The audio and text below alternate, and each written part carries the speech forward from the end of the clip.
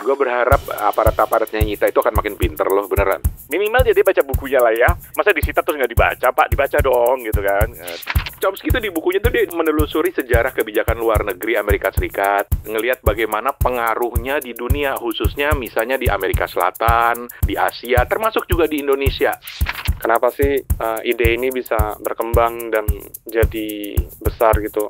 Meskipun di era Orde Baru kan dilarang-larang ya. Padahal menurut beliau sayang banget kalau tidak diulik gitu. Saya yakin bahwa pembodohan tidak pernah dapat memajukan sebuah bangsa. Jakarta 99. Elah. Oh, lu kubunya Rocky Gerung ya ternyata ya? Iya. Taruh di mana? Kalau berarti lu kalau kubunya Rocky Gerung berarti lu pro Prabowo ya. Kenapa kita selalu begitu ya? Boleh, Pen, itu nasihat nenek gue boleh lu pakai ya, Pen? Iya. Ini jadi enteng banget ngomongnya dari marxisme sampai ke putus cinta.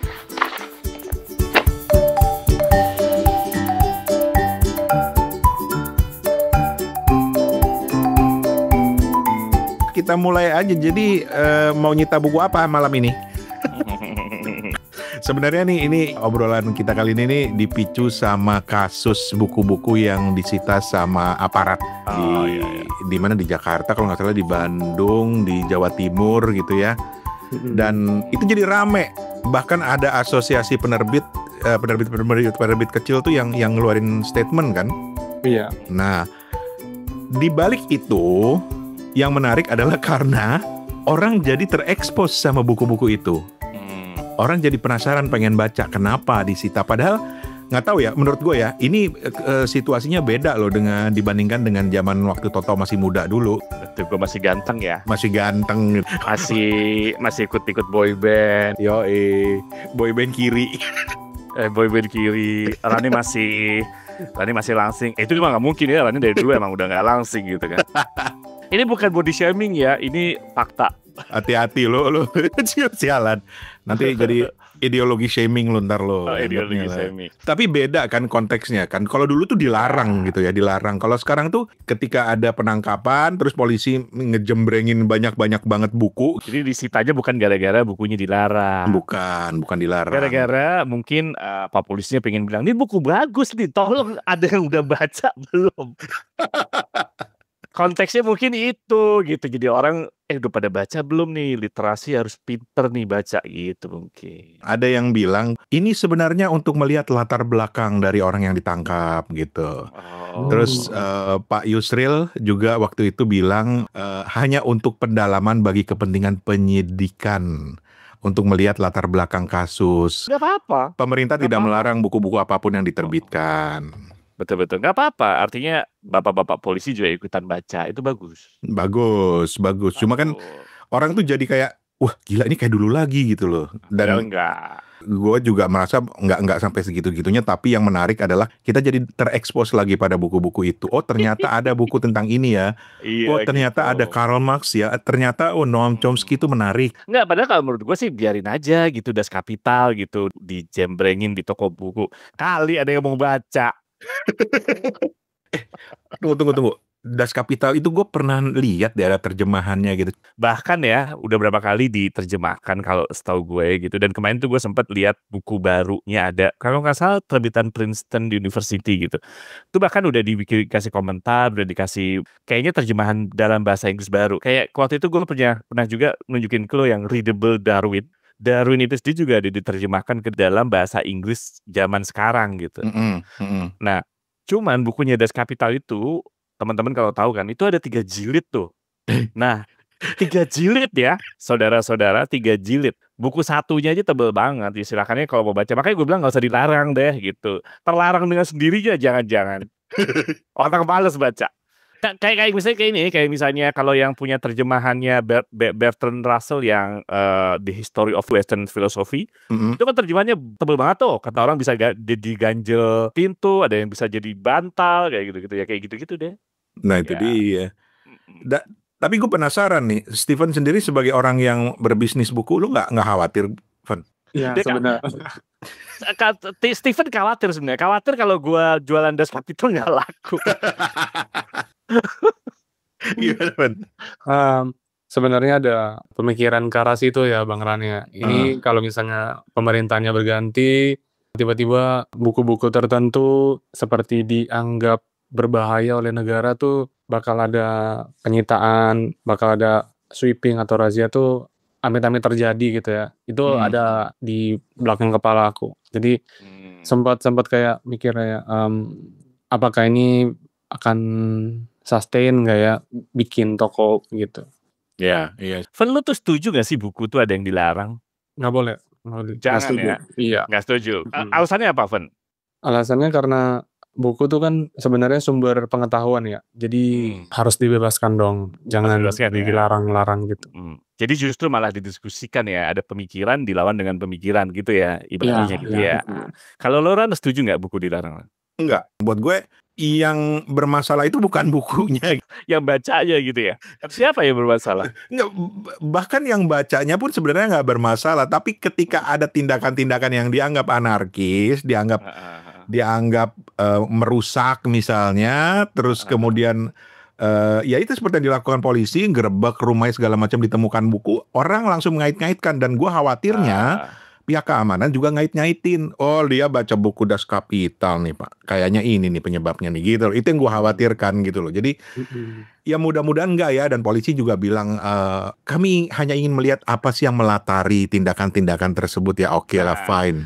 Nah, cuman kalau gue gini, sebenarnya nggak apa-apa kalau misalnya ada orang anarkis gitu ya, misalnya kemarin gitu ya ada kerusuhan, terus dia misalnya bawa bukunya Marxisme gitu, misalnya kayak gitu ya, atau buku-buku yang sosialis kiri gitu. Terus polisi bilang, oh dia latar belakangnya tentang Marxisme, tapi sebenarnya kalau menurut gue jangan too shallow gitu, jangan terlalu dangkal, karena gini loh.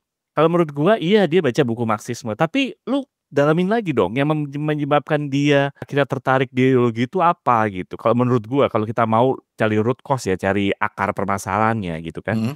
Kan misalnya kalau lu baca Marxisme gitu ya, ya lu boleh bilang itu ideologi usang, tapi kan di drive didorong oleh sesuatu ketidakadilan pada saat itu kan, ada kaum buruh, ada kaum kapitalis. Lu jangan berhenti di sisi karena dia baca tentang Marxisme.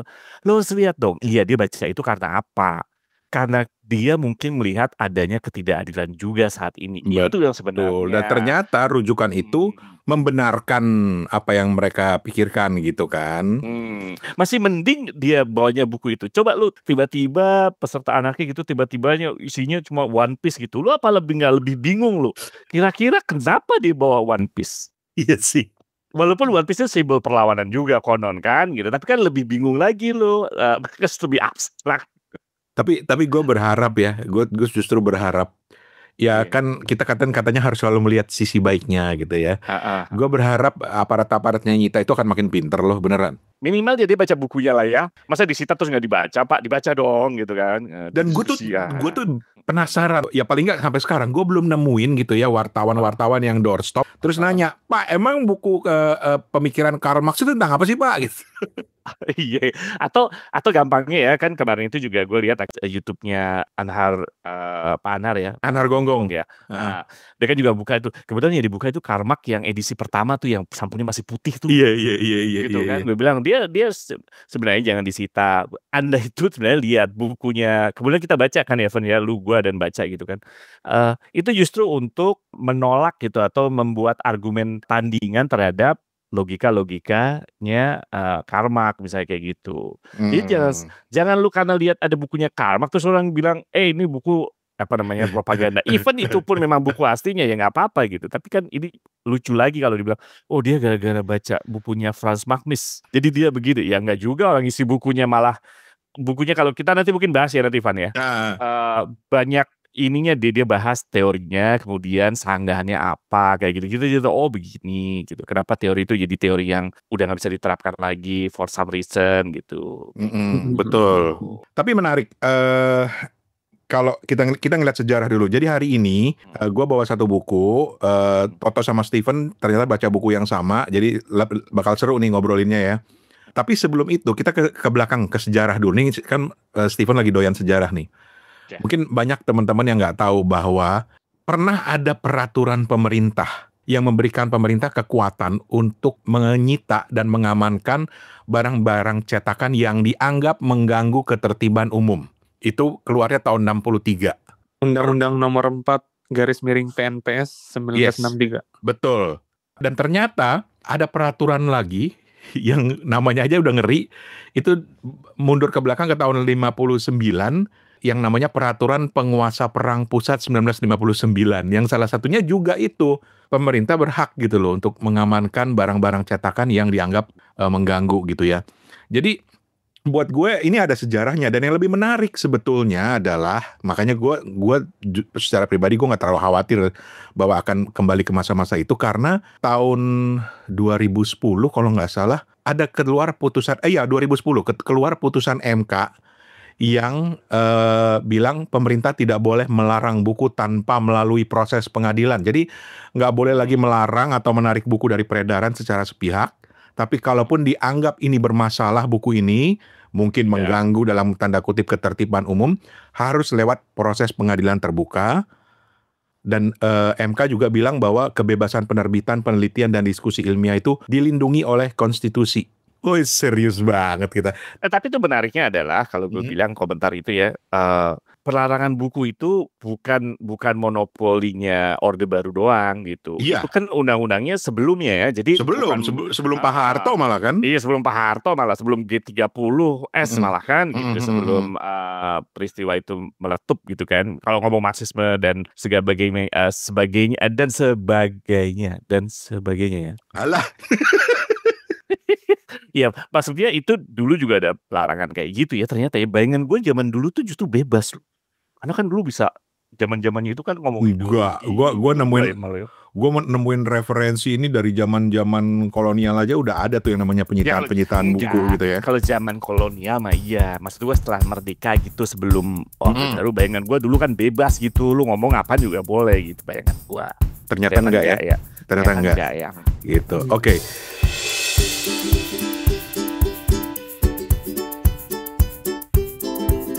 Sebelum Stephen sama Toto masuk ke buku pemikirannya Karl Marx, gue justru mau mulai dengan satu buku, yaitu bukunya Noam Chomsky.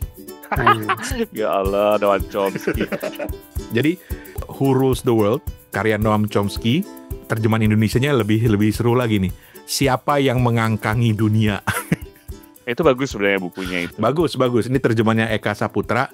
Gue kok melihat bahwa buku ini kok bisa menjelaskan kepada gua latar belakang tindakan-tindakan pemerintah atau penguasa dalam melawan orang-orang yang berbeda pandangan atau gerakan-gerakan di tingkat di rakyat.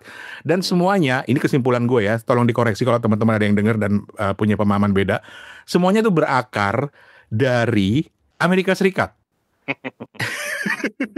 Jadi Chomsky itu di bukunya tuh dia itu menelusuri sejarah kebijakan luar negeri Amerika Serikat, ngelihat bagaimana pengaruhnya di dunia, khususnya misalnya di Amerika Selatan, di Asia, termasuk juga di Indonesia.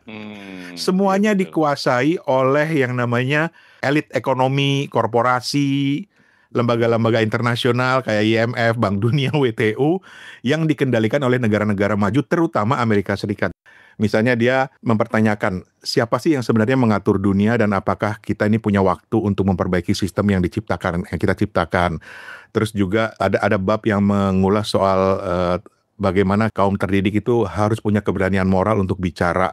Terus dia juga membahas soal mitos pasar bebas yang jadi selubung buat kekuasaan di tangan korporasi.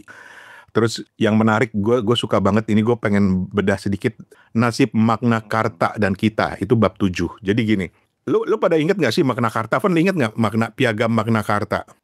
Itu pernah aku baca selintas di ada satu buku gitu. Yang ini bukunya Why Nation Fail. Yes. Tapi menarik. Jadi gue suka karena ini sejarah, dia tarik dari jauh dari piagam Magna Carta. Piagam Magna Carta itu kan sebenarnya adalah semacam perjanjian di tahun 12.000 sekian gitu ya, antara pihak monarki di Inggris, pihak kerajaan, dengan pihak bangsawan, dan juga dengan pihak gereja, yang mengatakan bahwa udah nggak zaman lagi nih, sekarang lu raja-raja punya kekuasaan absolut.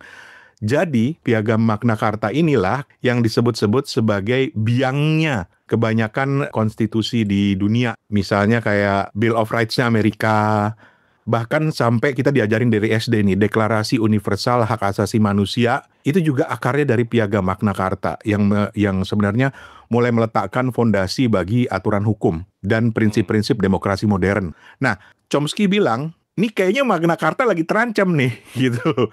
Karena dulu kita udah berjuang supaya tidak ada kekuasaan absolut di tangan satu orang, di tangan satu pihak. Sekarang jadi terancam. Bagaimana dia bilang, sekarang tengah terjadi nih pelanggaran hak dasar manusia oleh negara yang justru harusnya melindungi kebebasan rakyatnya. Dan Chomsky mengulang-ulang bahwa latar belakangnya adalah perang dingin antara pihak Barat dan Timur, antara Amerika dengan Rusia. Dan pada saat itulah misalnya segala macam hal yang berbau komunisme itu dilarang. Awalnya dari situ. Terus kemudian disebarkanlah ke negara-negara lain. Amerika itu merasa sebagai polisi dunia. Jadi ketika banyak negara misalnya katakanlah di mana? Di Kuba atau di Indonesia atau di Vietnam gitu, bahwa ada bibit-bibit komunis yang muncul, Amerika campur tangan di situ. Persis seperti bukunya Stephen yang dibahas Stephen sebelumnya. Jakarta Method. The Jakarta Method gitu. Jadi akar-akarnya semuanya dari situ. Dan ada satu hal yang dibahas menarik di sini dari Indonesia. Jadi di bukunya Chomsky ini dibahas tentang bagaimana sampai Amerika itu punya keterlibatan dalam kudeta militer 65. Lagi-lagi itu di Jakarta Method ada ya. Dan Indonesia itu dijadikan contoh konkret bagaimana kebijakan luar negeri Amerika Serikat di era Perang Dingin itu punya kontribusi langsung pada berdirinya rezim militer yang represif. Dan di sini salah satu ciri yang menarik yang gue tangkap dari bukunya Noam Chomsky adalah penguasa itu ketika melihat rakyat atau gerakan-gerakan di kalangan akar rumput, di kalangan rakyat, itu dengan mudah akan bilang ini pasti didalangi oleh pihak asing. Kalau bahasa populernya sekarang, antek-antek asing. Itu sebenarnya akarnya sama dari Perang Dingin ketika Amerika bilang ini komunisme nih, bilangnya ini komunisme pasti ada, pasti komunis itu turun ke sana untuk jadi Amerika tuh melihatnya pokoknya semuanya itu adalah perlawanan melawan komunisme dan bagaimana menegakkan demokrasi menurut Amerika Serikat sendiri begitu. Jadi lagi-lagi Perang Dingin jadi semua akarnya. Yang jadi pertanyaan gue sekarang adalah sebenarnya ketika ada tudingan soal antek asingnya itu siapa gitu loh. Apakah di kalangan akar rumput atau di kalangan penguasa sendiri yang sebenarnya menjadi antek dari Amerika Serikat dan rakyatnya dianggap sebagai antek dari komunisme. Lagi-lagi kan dua kubu ini kan yang terus bertempur. Dan semakin menjadi agak-agak kendor sekarang kan karena Perang Dingin udah nggak ada. Tetapi kemudian terjadi polaritas antara kepentingan-kepentingan dari Amerika, kemudian Cina, Rusia, negara-negara BRICS gitu loh. Jadi menarik gitu bagaimana dikaitkan dengan hal-hal seperti itu bisa ditarik akarnya semuanya adalah ada kepentingan di situ dan itu ditularkan ke negara-negara lain yang oleh Chomsky disebut sebagai client states, negara kliennya Amerika gitu. Seru sih. Jadi gue senang nih bacanya. Oh iya begitu baca sering manggut-manggut gitu. Oh iya benar juga ya. Oh iya begini ya gitu loh. Seru banget. Walaupun Chomsky itu banyak dikritik. Chomsky itu misalnya dikritik terlalu Amerika sentris. Dan dari situ gue lantas diam dulu ketika selesai baca terus mikir aktivis-aktivis ini bacanya keren-keren loh. Ya, Coba keren. Del Pedro waktu yang belum bebas ya sampai sekarang ya. Del Pedro Marhain, namanya aja udah ada kata Marhainnya gitu ya. Del Pedro itu salah satu buku yang disita polisi dari rumahnya, dari apartemennya itu adalah buku tentang pemikiran Gramsci. Gramsci itu seorang filsuf di Italia yang memperkenalkan istilah hegemoni. Dan ini menarik banget. Dari bukunya Gramsci itu kan kita bisa jadi ngerti gitu kenapa kita tuh mudah banget menormalisasi sesuatu pemahaman sebagai kebenaran mutlak. Padahal bisa jadi itu cuma cara halus kekuasaan untuk membentuk pola pikir kita.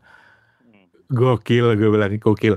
Cuma gue kalau mau saran sama para aktivis ya, kalau mau nambahin buku biar lebih relevan lagi, misalnya ambil yang lebih aktual. Misalnya, ini gue lagi incer nih buku nih, Zeynep Tufekci, Profesor Zeynep.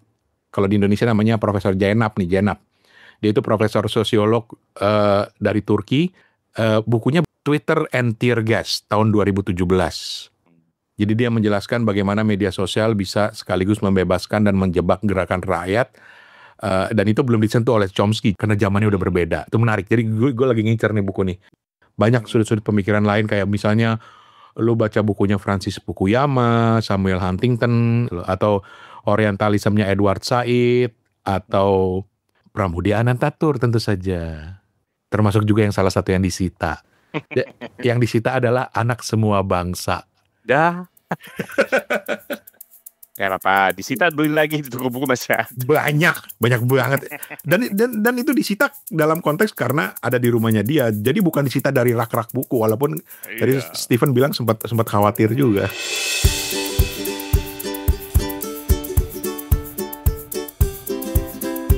Ya udah, sekarang kita ngobrolin soal buku pemikiran Karl Marx ya. Toto sama Stephen lah yang baca lah. Jadi ada artikel dari Magdalene.co tuh yang judulnya Pengalaman Saya Baca 5 Buku Yes. Berbahaya yang Disita Polisi. Ditulis di 24 September oleh Sarah Pramuning Tias. Nah, itu kan ada buku Anarkisme Emma Goldman, Alfredo Bonanno Dari Kerusuhan ke Insureksi. Nah, dari dua judul itu aku tertarik sih bacanya. Dan di artikelnya tuh kan dibilangin kayak pertanyaannya, sejauh mana sih buku-buku yang disita tuh benar-benar bisa mendorong seseorang melakukan kerusakan? Apa sebenarnya isi buku-buku tersebut hingga dianggap layak dijadikan barang bukti bak ancaman berbahaya? Nah, ini salah satu buku yang ada di situ, pemikiran Karl Marx akan Mas Toto dan saya buka di sini. Oke. Jadi aku membeli 3 buku dari Franz Magnus ini. Ini buku filosofi ya teman-teman, buku filsafat sebenarnya nih. Genrenya ditulis 16 plus di belakangnya. Oh, ada kayak gitu? Ada nih di barcode-nya, di barcode belakang. Iya. Jadi Gua nggak ada perhatiin. jadi ada 3 ya yang dicetak ulang lagi itu. Cepat aja, pemikiran Karl Marx dari sosialisme utopis ke perselisihan revisionisme. Yang kedua, yang juga udah aku baca, dalam bayang-bayang Lenin, 6 pemikir Marxisme dari Lenin sampai Tan Malaka. Nah, yang ketiga nih yang mau aku baca juga, dari Mao ke Marcuse, percikan filsafat Marxis pasca Lenin. Jadi di buku ketiga ini, di bab pertamanya tuh dikasih ulasan lepas tentang buku pertama, kenapa Karl Marx gitu-gitu, dan buku ini juga bisa dibaca lepas gitu, karena ada banyak tokoh-tokoh yang dieksplor sama Franz Magnus gitu. Tapi di buku yang pertama tuh kesannya apa? Kesannya ini buku yang sebenarnya bisa kita jelajahi ya, karena ini ilmu yang menarik gitu. Dari pembukaannya aja udah dikasih tahu sama penulisnya kalau sayang banget gitu loh kalau kita nggak menguliti lah istilahnya Franz Magnus untuk apa sih komunis, apa sih ide-ide dasar dari pemikiran Karl Marx gitu. Dan aku bacanya kayak sebuah dongeng kuliah dari penulisnya, ada teori kelas, teori sejarah gitu-gitu, dan cukup bisa untuk dipahamin meskipun ini kayak benar-benar materi kuliah gitu ya, tapi bisa dinikmatin, bisa dipahamin gitu. Dan sebenarnya ide-idenya tuh kan menuju negara sosialis ya, masyarakat yang tanpa dominasi dari negara, dari kalangan pemilik modal gitu. Nah, ini bukunya kita bisa tahu gitu lah bagaimana ide-ide itu tertanam dan melahirkan gebrakan di perang dingin itu ya Bang Rani. Jadi inilah yang melatar belakangi Franz Magnus untuk membuat buku berjudul Pemikiran Karl Marx, biar kita di Indonesia itu juga ngerti kenapa sih ide ini bisa berkembang dan jadi besar gitu. Meskipun di era Orde Baru kan dilarang-larang ya, nggak boleh gitu. Padahal menurut beliau sayang banget kalau tidak diulik gitu. Jadi coba aja gitu. Saya yakin bahwa pembodohan tidak pernah dapat memajukan sebuah bangsa. Jakarta 99. Elah, keren. Kata ini di pengantarnya beliau. Oke. Terus. Jadi dari buku ini tuh aku kayak belajar kayak, oh ini ada, pandangan dunia gitu. Hebat banget ya, jadi dari Eropa jadi, teorinya lahir, teorinya berkembang, terus langsung dipakai untuk sebuah gerakan global gitu ya, Internasional 1, Partai Sosial Demokrat Jerman, dan, banyak-banyak lainnya. Tapi di buku ini juga dipaparkan kenapa ini nggak berhasil gitu, sayangnya nggak berhasil ya, karena ide-idenya tuh juga, banyak yang, apa ya, yang nggak bisa diterapin ya sebenarnya ya, Nah, ya kan, bener kan? gitu. Kurang lebih Oke. gitu Bang Roni, Mas Toto mungkin bisa nambahin Nambahin apa ya? nambahin gimana dongeng kuliah Karl Marx ini Gimana dulu ya tertancap nggak?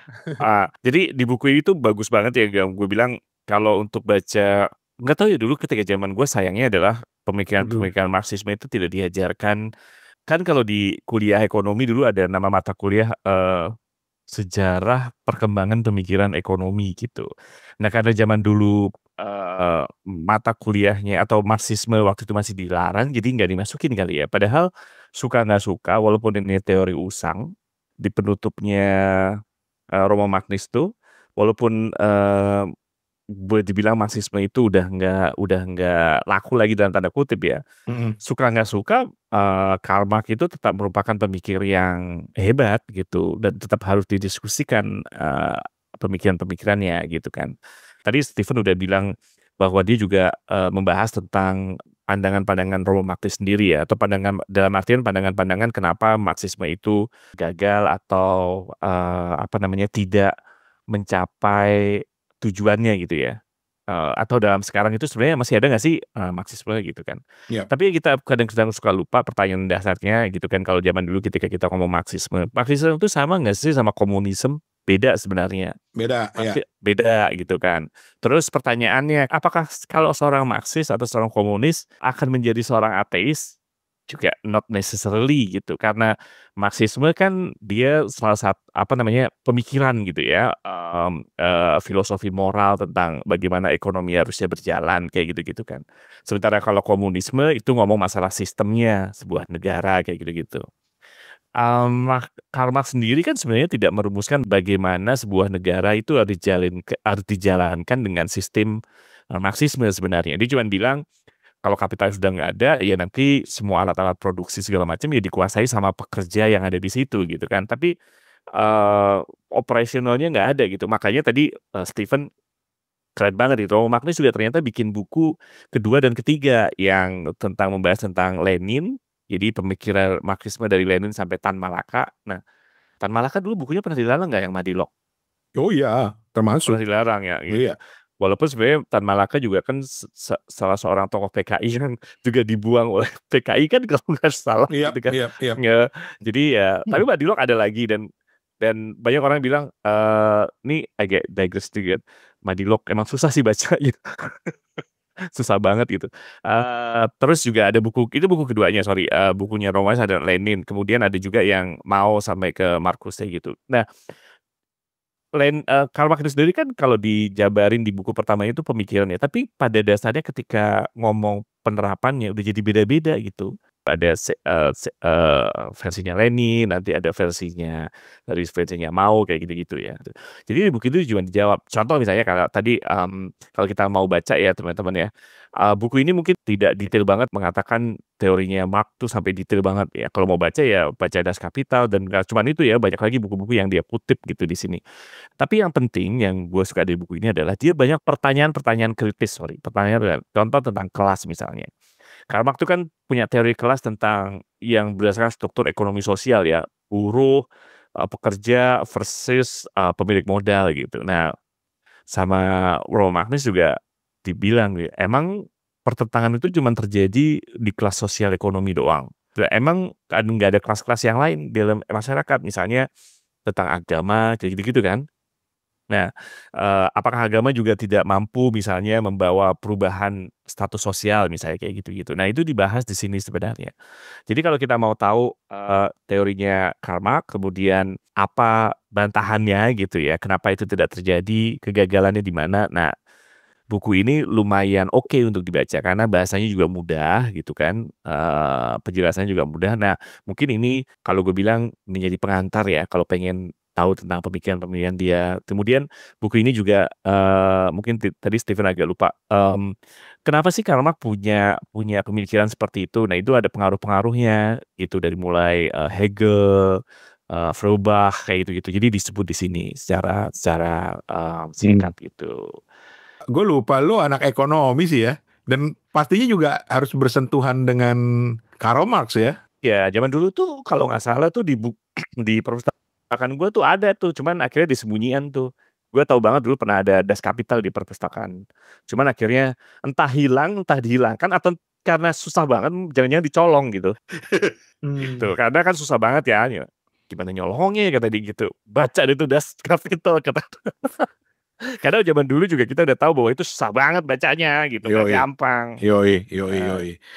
Jadi ini semacam guidance ringan untuk mengetahui teorinya Karl Marx.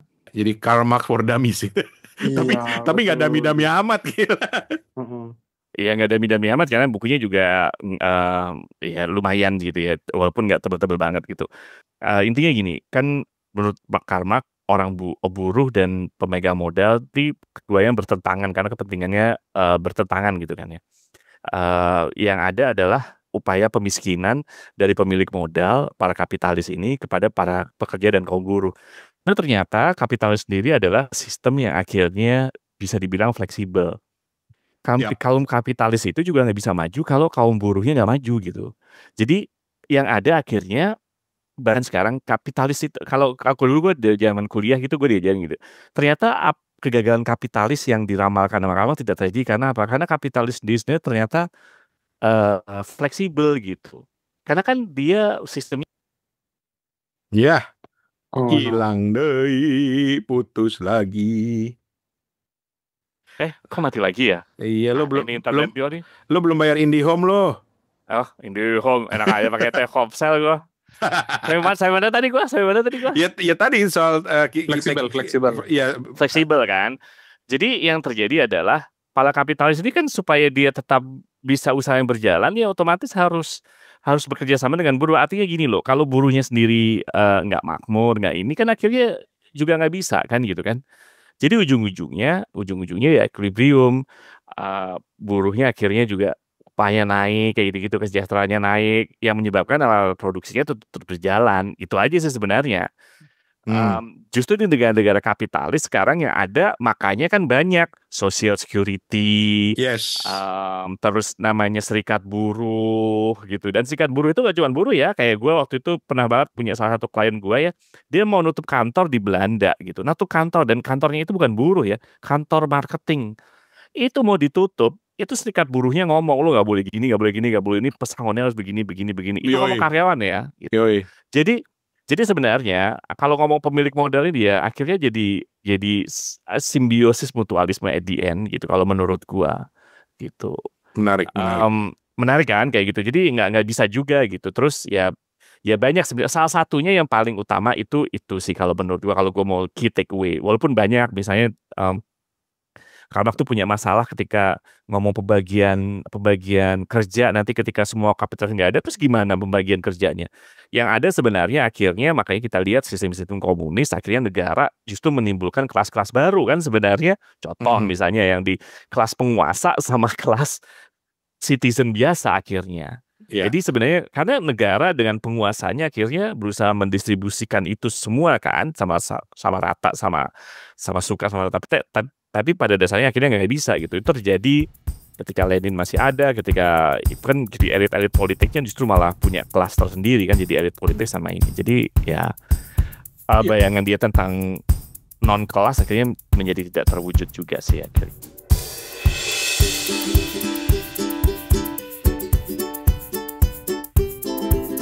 Sebaliknya kapitalisme juga gitu kan. Iya, jadi ketika lu mau melihat dengan teori-teori Marxisme, sosialisme, komunisme itu, lu bisa menarik, terutama ketika kondisi sekarang di mana ketimpangan tuh makin gila gitu loh. Satu orang itu kekayaannya ada yang bisa sampai sama dengan PDB satu negara gitu kan. Itu kan gila. Iya, gitu. betul. Jadi ketimpangannya itu udah berlebihan, dan itu yang banyak dikritik sama Chomsky gitu. Tapi gue mau ini pendapat gua dulu deh, tapi apa ya? Orang sering menyamakan antara Marxisme, sosialisme dan komunisme gitu loh. Jadi kalau penafsiran gue, Marxisme itu adalah pola berpikirnya. Betul, Sosialisme itu penerapannya dalam ekonomi, betul. ya kan? Bener gak tuh ya? Sementara komunisme itu adalah tujuan akhirnya, cita-cita akhirnya. Betul. Ini yang banyak dianggap nih gagal nih, karena Marx itu kan dia punya cita-cita bahwa nanti akan ada masyarakat yang tanpa kelas gitu kan ya. Nggak ada tuh sama sekali namanya kapitalisme, semuanya milik bersama. Jangan-jangan gara-gara itu negara juga dihapus ntar gitu. Iya, memang secara filosofi dia bilang bahwa negara akhirnya nggak ada lagi. Tapi pada akhirnya susah juga kan. Itu kan di end state. Tapi susah juga akhirnya. Pada dasarnya nggak bisa seperti itu akhirnya kan. Perubahan ekonomi politik, geopolitik itu udah berubah. Jadi makanya udah nggak bisa lagi kan. Gitu. Betul. Nah, Gitu. yang menarik adalah ketika orang bilang, ini kalau ngomong komunisme secara klasik ya, ya itu bubar memang gitu loh kan ya. Terakhir tuh Uni Soviet ya kan 91, 92 gitu bubar. Partai-partai komunis di Eropa juga udah kalah di mana-mana.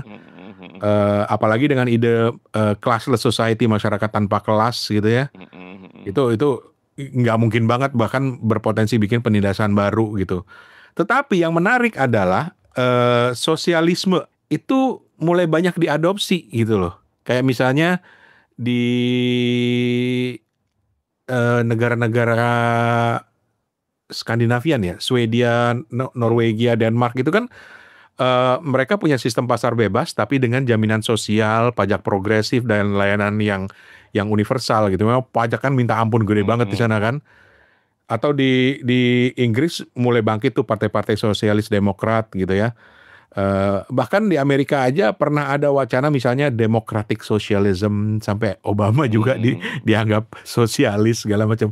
Jadi menarik sebagai sebuah pemikiran, sebenarnya kalau diterapkan tuh bisa gitu loh. Dia bisa saling mengimbangi kapitalisme, ya nggak? Gitu nggak sih, Tok? Betul, karena kalau menurut gua kalau kita ngomong bahkan Pancasila itu sosialis gak sih? Tergantung definisinya kan. Kalau lu ngomong Pancasila, ini ngomong susah, ini pendapat gue ya, gue nggak. Ya. Tapi kalau ngomong sosialis, yang sosialisme dalam artian Marxis sama mungkin sosialis internasional kayak Lenin kayak gitu-gitu ya mungkin enggak gitu. Tapi apakah dia mengandung nilai-nilai sosial? Apakah? Ya pasti gitu kan. Negara memelihara kayak gitu-gitu kan, kayak gitu-gitu ya pasti gitu kan, ada keadilan sosial bagi seluruh Indonesia, ya sosialis sebenarnya. Cuman makanya mengartikan sesuatu tuh nggak bisa, kadang-kadang kita harus lihat dulu yang mana dulu. Bahkan kalau ngomong komunis, ya komunis itu kan seperti lo bilang, kalau didudukan pada di buku ini juga ada nih kebetulan nih, pada term yang benar, komunis itu adalah nilai akhir yang pengen dicapai gitu kan, sama pemikiran Marxisme. Tapi akhirnya orang bilang, oke, kalau gitu sistemnya kayak gimana? Sistemnya adalah sosialis, tapi sosialis yang gimana dulu? Yang mana dulu nih? Yang kayak Lenin, yang kayak saya juga beda-beda kan akhirnya kan gitu. Masalahnya kita kadang-kadang kita nggak tahu, kita cuman di dataran doang. Akhirnya ntar ujung-ujungnya, oh lo kalau jadi komunis, nah komunis kok jadi komunis? Maksudnya dengan tanda kutip lo juga nanti jadi ateis. Kenapa jadi ateis ya? Sesuatu yang berbeda. Walaupun kita nggak bisa lari dari itu karena pemikiran-pemikiran Karl Marx sama Hegel, Marx segala macam memang punya pemikiran tertentu tentang agama itu sendiri gitu. Tapi nggak ada urusan sebenarnya kalau menurut gua sih. Walaupun Karl Marx bilang agama adalah candu, memang betul gitu ya. Betul dalam, bukan gue bilang betul agama adalah candu, bukan. Maksudnya Karl Marx bilang begitu, tapi menurut gue nggak jadi soal apakah kalau menerapkan komunis nanti nggak boleh ada agama, nggak juga sih kalau menurut gue. Jadi sesuatu yang ini gitu, sesuatu yang jauh berbeda. Masalahnya udah apa ya? Ya itu tadi gue bilang, ini udah apa ya? Lu terlalu berlebihan gitu loh dalam penafsirannya gitu loh, sehingga gitu. Jadi ya pokoknya harga mati lah, kapitalisme harga mati, sosialisme, Marxisme, komunisme tuh nggak bisa gitu. Padahal ketika buat gue itu saling menyeimbangkan tuh malah menarik gitu. Betul. Malah menarik, apalagi ketika kita ngomongin kayak begini, banyak negara ya Amerika biangnya yang ketika dengar kata komunisme itu udah merinding duluan, udah takut duluan gitu loh. Gak usah komunisme lah. Ngomong sosialis aja. Lu sosialis aja orang udah merinding duluan. Sampai ada istilah kiri kanan, alah. Oh, kiri kanan gitu. Yang gimana kiri kanan ya? Gitu, susah banget kan. Gue dulu pernah punya temen di kuliah ilmu politik yang bilang, oh saya enggak, saya alirannya tengah. Suka-suka lu lah. Suka-suka lu. Gue di bawah, gue aliran bawah lah. Atau kiri tengah kanan atas, alah. Lu kata lu jadi jadi sosial. Terus kita kadang-kadang terpaku dengan istilah gitu ya, Lan, tapi lupa sebenarnya definisi apa dulu nih? Kan gue kadang-kadang suka begitu kan. Definisi apa dulu? Karena gue pengen mendudukan sesuatu pada, mungkin kan didikan kita didikan ilmu sosial gitu kan. Jadi pagar itu harus ada dulu gitu. Jadi jangan serta-merta lu orang sosialis ya. Emang kalau sosialis gimana dulu? Lu pakai BPJS, pakai BPJS emang sosialis. Dan lah dulu gitu. Benar. Saling bantu gitu ya, iya. Subsidi silang itu kurang sosialis apa? Kurang sosialis apa lu gitu. Jadi jangan ini gitu. Lah, lu sendiri gimana Van? Karena kan historical baggage-nya itu terlalu berat gitu loh, sehingga kalau di Amerika di Indonesia tuh dikit-dikit wah komunis lo gitu, palu arit nggak boleh lo gitu. Sementara di Amerika itu ada istilah di kalangan masyarakat yang bikin takut, dan ini adalah warisan dari perang dingin, dulu disebutnya komi. Wah, komunis tapi julukannya komi, you're a komi gitu kan. Gitu. Nah, kalau lu sendiri termasuk yang seperti apa, Pan? Ya karena gua sama Toto anak sosial gitu, tapi dalam penafsiran lu ketika dengar kata-kata komunisme, Stephen Partai Masyumi, Stephen. Jauh banget ya. Enggak mungkin. Kalau dibilang kayak gitu menarik juga sih, karena di metode Jakarta tuh kan dibuka dengan sebuah cerita gitu ya, kayak Delvinnya nih kan ketemu sama orang Indonesia yang tinggal di Brasil. Nah, di Brasil ini pun ketika ada sikap-sikap menentang pemerintah gitu langsung dibilangin komunis lo. Jadi memang sikap atau demonisasi komunis tuh memang jadi ingatan bersama banyak negara gitu ya. Iya, benar. Dan satu hal aja yang selalu yang benar-benar bisa jadi harapan buat gue ya. Gue senengnya karena banyak yang mulai belajar soal ini.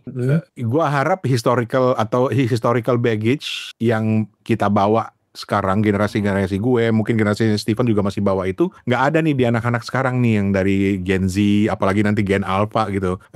Jadi mereka mau lebih belajar. Jadi sebenarnya secara idealis gue berharap dunia akan baik-baik aja sih ke depannya gitu loh. Kalau semua orang nanti sudah mulai menghilangkan historical baggage-nya, mulai berpikir secara kritis, berkenalan dengan berbagai sudut pandang pemikiran, itu menarik gitu loh sebetulnya. Iya. Makanya kalau Rocky Gerung kan bilang pemikiran itu harus didiskusikan, harus dilawan. Kalau nggak mau dilawan itu namanya berdoa. Ya bener sih, ya kan, gitu kan. Lu kubunya Rocky Gerung ya ternyata ya. Iya. Kalau di mana? Berarti lu kalau kubunya Rocky Gerung berarti lu pro Prabowo ya. Kenapa kita selalu begitu ya, gitu kan? Iya makanya gitu kan kita tuh sekarang suka banget mengkubu-kubukan sesuatu gitu loh. Dulu almarhum bokap gue kalau ngomong komunis gini, sebenarnya ngilangin takut ya sama komunis, kata bokap gue gitu. Kalau takut sama komunis sebenarnya gampang. Komunis itu hanya bisa tumbuh subur, kata bokap gue, teori bokap gue, walaupun ada benarnya juga. Hilangkan kesenjangan dan kemiskinan. Tapi bokap gue udah bilang, tapi ironis ya ketika kita menjuangkan kesenjangan kemiskinan, kita justru dituduh komunis. Aduh gimana cara aja gitu kan. Ya kalau semua sejahtera kan sebenarnya komunis udah nggak laku lagi, bener gak yang terjadi sekarang kebanyakan kan seperti itu gitu. Dan makanya kita sama-sama hilangkan itu kalau takut gitu. Gue pernah dengar cerita seorang temen ya ini kita suka diskusi lah, kita suka ngobrol-ngobrol warung kopi gitu, terus dia bilang gini, lo tau nggak sih Amerika sekarang kualat katanya. Kenapa tuh? Rusia, Uni Soviet udah kualat duluan katanya. Amerika sekarang udah lagi kualat juga nih. Karena apa? Karena kekuatan dunia itu udah bukan lagi dua poros lagi, tapi udah multipolar. Betul. Iya nggak sih? Ah. Ada BRICS, ada Cina, ada India. India tuh lain lagi loh pemahamannya gitu kan ya. Iya, iya. Iya kan? Ada Asia Tenggara gitu. Jadi kubu-kubunya itu udah makin lebar gitu, dan Amerika mau nggak mau harus cari ladang main lain gitu. Iya, nggak apa-apa sih sebenarnya, supaya jangan belagu aja gitu, dibiarin sendirian gitu kan. Emang, lu bayangin gak sih? Ini menurut gue ya, yang menyebarkan paham ketakutan terhadap kubu sebelah itu sebenarnya Amerika gitu loh. Walaupun harus dicatat bahwa di zaman kekuasaan Rusia, Uni Soviet gitu ya, mereka juga lebih represif dan bahkan sangat represif gitu. Betul. Buku itu bukan dilarang lagi, Dr. Zhivago itu dilarangnya kayak apa sih gitu loh. Dan itu mengerikan gitu loh. Jadi ya gue akhirnya balik ke ilmu nenek gue lah. Apa tuh? Jangan berlebihan. Ya, lagu dong yang sidang saja. Iya, jangan berlebihan. Jangan terlalu ini sih sebenarnya nasihat nenek gue dulu, almarhumah itu ketika bilang, jangan, lu kalau mencintai seseorang jangan berlebihan lah gitu. Sisain sedikit untuk berbagai kemungkinan lain. Allah. Biar kalau putus cinta nggak sakit-sakit banget gitu. Iya. Boleh, Fen, itu nasihat nenek gue boleh lu pakai ya, Fen? Iya. Ini jadi enteng banget ngomongnya dari marxisme sampai ke putus cinta. Iyalah, harus gitu. Oh, jadi judul nih, dari marxisme ke putus cinta.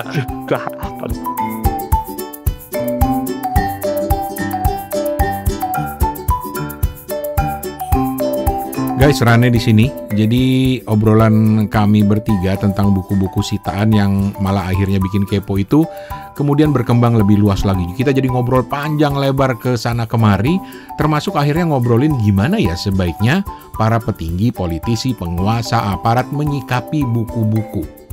Dan bukan kepo buku kalau nggak mulai dari bercandaan, kemudian muncul dengan ide-ide dan pertanyaan yang buat kami cukup menggelitik, mungkin nggak ya dilaksanakan. Tapi ternyata ada salah satu kementerian di Indonesia, tebak kementerian mana, yang bahkan sudah mewujudkan ide itu jauh sebelum kita sok ngide-ngide kayak begini ini. Nah, minggu depan kita akan obrolin soal ini, karena masih diedit, tapi kita kasih sedikit teasernya ya, kayak begini nih. Kalau sekarang menurut lo ada kursus literasi untuk para pejabat, buku apa yang bakal lu sodorin? Gue justru akan kasih dia buku, lagi-lagi buku favorit gue zaman kecil dulu. Apa tuh? H.C. Andersen. Kenapa? Bapak-bapak, ibu-ibu, tolong dipelajarin dan dibaca The Power of Geography. Itu benar, itu bagus. Marshall. Itu bagus. Oke, tapi kalau gue harus mengusulkan di kursus literasi buat para pejabat tinggi negara itu juga perlu ada bacaan-bacaan sastra. Iya nggak sih? Ya, kita mulai dulu dengan kebiasaan baca bareng dulu deh. Ya, 1 jam setiap minggu aja kali ya. So, jangan lewatin kelanjutan obrolan ini. Nggak lama-lama kok, minggu depan di hari yang sama. Pokoknya janji.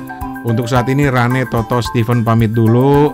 Terus baca buku, dan juga jangan lupa dibagi-bagilah buku-buku bacaan kalian kepada kami yang sangat suka kepo ini. Assalamualaikum.